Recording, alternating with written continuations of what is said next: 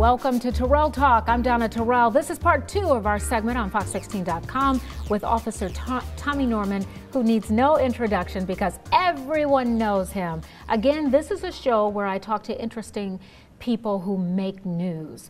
And when we were talking before, Officer Norman, we were talking about community policing, but I want to get more into this now because, you know, we have our victory over violence. You're familiar with that. We've had it in Little Rock, we've taken it to Pine Bluff, and we'll probably take it to other cities as well. But we have a lot of really bad crimes that are happening, and not only, but oftentimes, it's some of our young people, some of the people that I would think you'd be able to get to when they were younger. What are we missing, and why aren't we able to reach this segment, this group?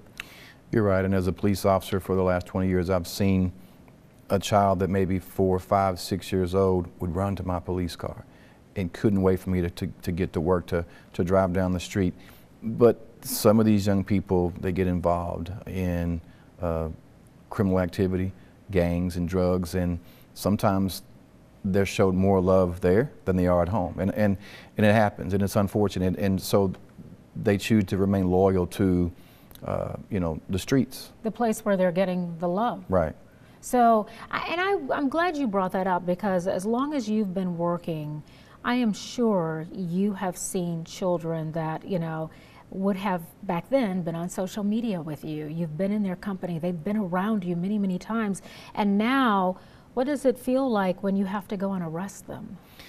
It's difficult for me because knowing some of these kids now that are adults, knowing them since they were young kids, it's difficult for me, but it's also my job, and they understand that it's my job. But I also felt like that maybe I didn't do enough. Why am I going to arrest this person who I've known since they were a child?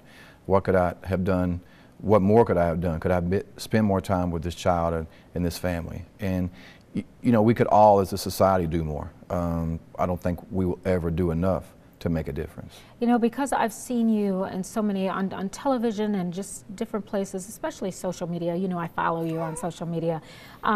It's kind of hard for me to imagine your being in your police cruiser and being sent to a crime where you have to go in with possibly your gun drawn and that sort of thing. How often does that happen to you?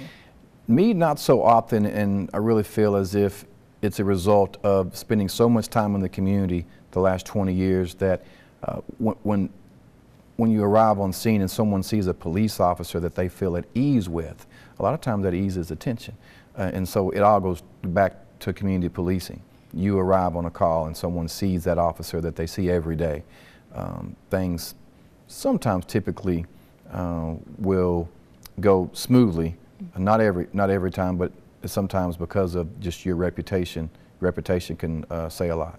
But you still end up in situations where you have to arrest Oh yes, them. you actually absolutely have to, and it's something that people actually, they respect because they know that you have a job that you have to do, and there's usually no questions asked. You know, it's the holiday time, and I think I would be remiss if I didn't ask you about just thefts, how we can better protect ourselves, you know, going to the store, getting packages at home, you know, just different things like that. Because for some reason, during the holidays, it seems that more crimes happen than when we're not in the holiday. From bank robberies to home burglaries to, as you mentioned, packages being stolen from, you know, from the front porch. You'll see crime usually on an increase this time of the year, and it's unfortunate. You know, for something as simple as going to the grocery store and leaving your purse in your buggy and turning your back, as something as big as, you know, someone stealing a package off your front porch or kicking in your front door and stealing all the Christmas gifts from underneath your Christmas tree. I've seen it happen, and it's unfortunate, but you know, people should be on alert, secure their homes, obviously walking to and from the store or the mall, you know, always look up and have your eyes open and be prepared to, you know, get in your vehicle or get inside the store, because people are watching you at times where, and they're watching you sometimes for the wrong reason.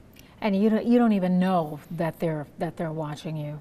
So anyway, all right, well, I guess, you know, we all need to just be diligent, especially this time of year, but I'm sure we should be that way all year Right, long. not just, you know, there's so many more people out there on the holidays shopping and traffic, but you're right, any time of the year, you should be cautious and look out for each other and make sure that each other is safe. Okay, all right.